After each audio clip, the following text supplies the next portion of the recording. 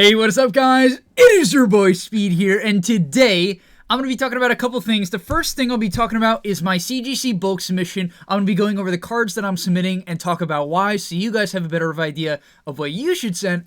And I'm going to be going over my overall thoughts on CGC and grading cards as a whole. I'm sure a lot of you guys right now are a little bit concerned. You're confused. Turnaround times are going up. Prices are going up. Things are just odd. It's a little bit of a weird time. So hopefully I can give you some clarity on the situation and go over my thoughts and hope you develop some of your own thoughts as well. But alright, let's get into it. First off, I do want to discuss, we'll be going over the cards, and anytime I see like an important card or something I think is cool, I'll talk about it. But the main thing I really want to cover is whether or not you should submit your cards to CGC. So, a lot of you guys have probably been paying attention. You know what's going on. If not, CGC has recently upped their turnaround times to over 110 days. That means your submission will likely take 6 to 7 months to get back to you. Even though that, 110 days is technically like 4 months worth of business days, it takes a while for you to ship the cards, it takes a while for them to put it into their system, then they have to ship it back, and so by the time it gets back to you, it's quite a lot longer than 4 months, right? Even though 120 days or 110 days might seem like that. But should you stop sending your cards? It's been something I've really been pondering. This idea of like, is this the junk wax era of graded cards, or is it just not worth it anymore with how expensive some things have gotten, like PSA, and how long the turnaround times are? Is it just not worth it anymore? And really, when I started to feel this way, when I started to think this, really what got into my head is like, maybe because of this, it actually might be the best time to submitting cards. Now, hear me out on this, okay? As you see my Charizards, these I'm probably going to have to submit through the, standard? I think it's their standard option, which is the 25 business days for $25 a card. I just want to get these back. Hopefully I can get a 9.5 or a 10. That would be insane. Could maybe make a bit of profit on that. And they're just awesome cards. I mean, the Charizard VMAX from Shining Fates is absolutely dope. But I actually pulled one of them, and then one of them I bought off eBay, and I'll be getting those graded. But all right. Yeah, so what I was saying is that, like, maybe it's the best time to get it graded, right? It's kind of like with investing. This is something I've learned over the last few months about investing, which is this concept, by the way, such a dope card. This one has a crease in it. You can see it right there. But, dude, I love this Blaziken card. Brings me back. But with investing, what happens is often the best time to buy is when other people aren't, right? Let's think about it. Even within Pokemon, when was theoretically the best time to buy? It's 5, 10, I guess 20 years ago, but like just being real, 2-3 years ago, right? If you did it in relatively recent times, 2-3 years ago, when no one was doing it. Well, it's a big risk, because technically Pokemon cards could have went nowhere. They could have even went to nothing. That's obviously a possibility, and the same thing could happen with graded cards. You never know. It's unlikely. I'm just putting the thought on the table. But what I'm trying to say is that maybe right now, because everyone is so afraid to submit cards, you should be the one doing it. You should be the one taking the leap of faith. Now, I will say that by the time you get your CGC cards back, especially if you don't do them right away and you do it a month, 2-3 months from now, you might get them back at the same time of all of the PSA bulk orders that were submitted during the hype period of Pokemon, aka now and like the last 3 months, right? And so if you submit CGC now, you might bump into that a little bit. But if we look at the timeline, you probably have a bit of room. So what I'm trying to say is, and how I've thought it through, because I even said in some of my previous videos, I might not do any more CGC submissions. I might be done with bulk. But now that I've thought about it, I think I'm going to do it for at least the next, 4 months, 5 months, because I still think you can get your cards back, hopefully. CGC is likely, I'll be honest, I think they're going to up their times again, because of how much demand they're going to get. It's going to be freaking ridiculous now that PSA has raised their prices. As I said, I even think CGC is going to raise their prices as well. So noting that, if everyone raises their prices, and you can still potentially get your cards back before the massive PSA influx, you might do all right. In fact, even when the massive PSA influx comes back, you still might do all right. I don't know. that one's up for debate. I'm not going to try to speculate on. But you guys see what I'm saying? Like, maybe like if you're the one who perseveres and you're the one who takes the chance, you might be rewarded for it. And it's a weird time. It's a scary time. But I think CGC bulk is probably one of the safest things you can do right now, because it's like long-term investing essentially. And for $8 a card, it's $8.10 a card after the discount you get from your program or the membership. It's not too bad. You know, the return you're going to get on most cards will likely be more than that, or much more than that. And so I really do believe it's relatively safe. Even if cards drop, it's not going to be the end of the world. I don't think they're not going to drop to zero, and having them in the slabs will at least allow you to hopefully sell them, make trades, and whatever. But next up is kind of like some cards that I'm a really big fan of. We got a lot of the Charizard reverse holos from Evolutions. Now, some of them are not in good condition, and I'm afraid are going to get like 7s maybe, or even 6s. And the reason why I say that is like I bought them off TCG Player, a lot of them, and you got to be a little bit careful because people say near mint, and then the cards will just have scratches. I'm not sure which one it is, because some of them are fine, right? They're not like, they weren't like terrible, but let me see if I can quickly find what I was talking about. I don't know. I guess that's a good thing. But yeah, I bought these before the Logan break. I wasn't, like, I was under the impression that the Logan Paul box break wasn't really going to do anything. It wasn't really going to impact the market to some crazy extent. And so I didn't really all in too hard. But I did spend about like $400 or $500 on these Charizards because I'm like, once I heard it was base set, if anything is going to go up, it's going to be some form of the base set Charizard. So I decided to take a risk on these. I don't think anything has happened. I haven't checked. Maybe I'll make a completely separate video on that. Who knows? But yeah, I'm a big fan of those cards. So there's that. Then we got a lot of Shining Fates coming up here. A large majority of my submission is going to be Shining Fates and a lot of the baby shinies. And I think that's fine. As per usual, very similar to Hidden Fates, I think there's going to be a lot of collectors who are going to be trying to get complete sets of graded Shining Fates cards.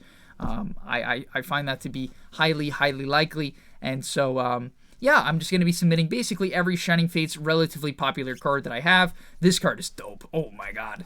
Dude, I love these gold cards. I know some people are like a bit turned off by them only because they sort of don't really look like a Pokemon, especially if you were getting into Pokemon and you didn't know who Eternatus was. You wouldn't know what this thing is. It's quite weird.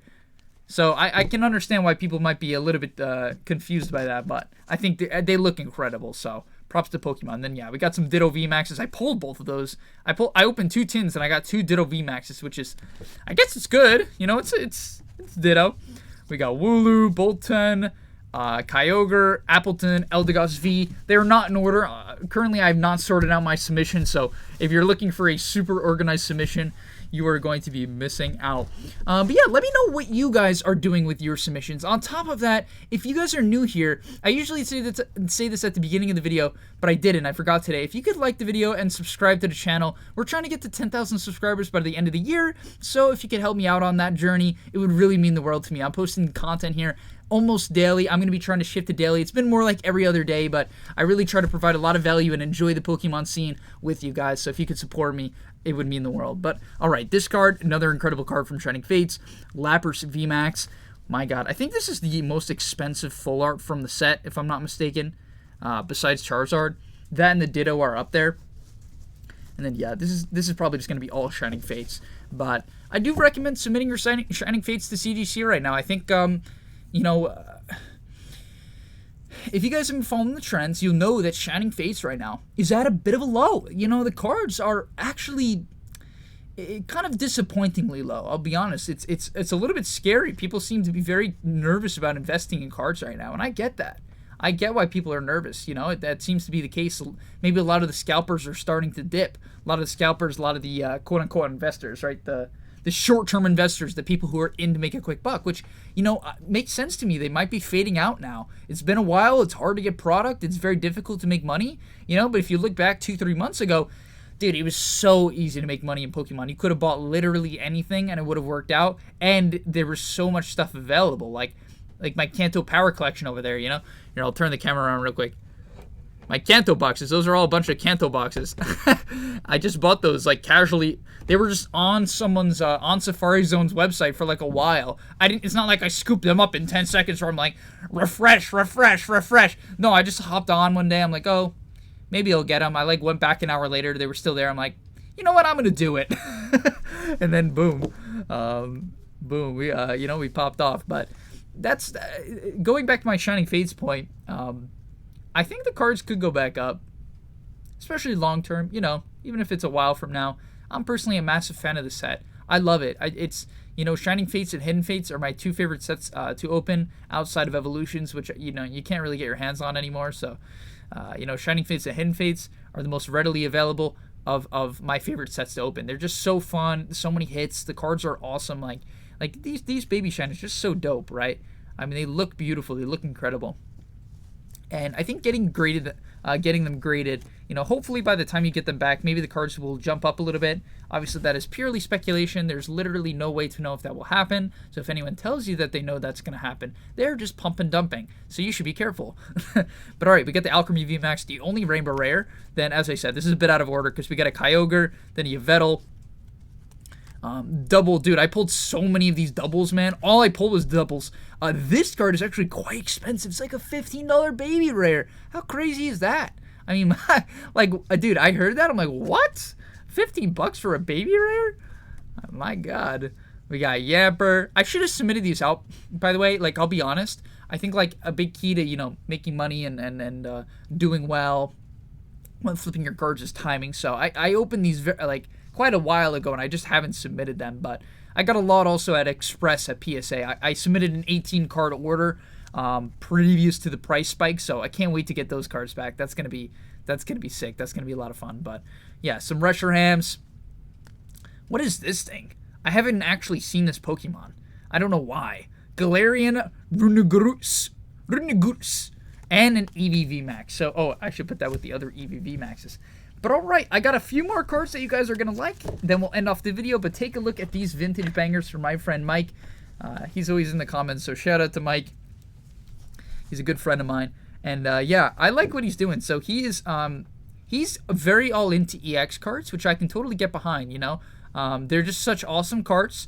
They did spike in price, level X's and EX cards. They had their moment, just like everything else in Pokemon. But they're like relative. A lot of them are relatively cheap. Like some cards, like these Magmar EX. We'll move on to that Slowking after. But Scyther, this Muck. This card is freaking dope. This one maybe I'll even buy off you, Mike. But this one is incredible. I've been wanting this one for a while. I mean, look at that, right? How awesome is this Sneasel? It's just such a beautiful card. The art is so, I don't know, like just the way the silver works with the with the black is really nice. And then even this level X, isn't that just sick? It gives me kind of the vibe of a Gold Star, right? Like, when I see this level X card, I really get the Gold Star vibe, where it's just like, I don't know. There's just something about it where when the card, like, pops off, right, when it comes off of the card, that gives it such a different vibe. It's like, I don't know, I think they're cooler than full arts, because full arts, it's like, it's the whole card, but they don't really pop off necessarily. This one, it really feels like, it's real life. Which is just freaking sick. So definitely, I'm a big fan of what Mike has got going here, especially that Sneasel. I'm curious to see what you picked it up for. Maybe you can comment that down below, Mike. You guys can see what he puts. And then yeah, this Slowking. I forget what set this is from. Is it Skyridge? It's the 2 stars. I don't really know. I think it's Skyridge. But alright, that's going to be all for today's video. I hope you guys enjoyed. Let me know what your thoughts are on CGC and whether or not you should submit. I do want to kind of hear what people have to see. People have to say in the comments, only because, yeah, it's a very odd time. I think there's a lot of people who are just going to completely drop off and give up, and maybe that's going to open room for opportunity, or people are going to put all their cards into CGC, and it's just going to clog the market even more. Who knows what's going to happen? I guess we'll have to see, and I'll see ya in the next one. Peace!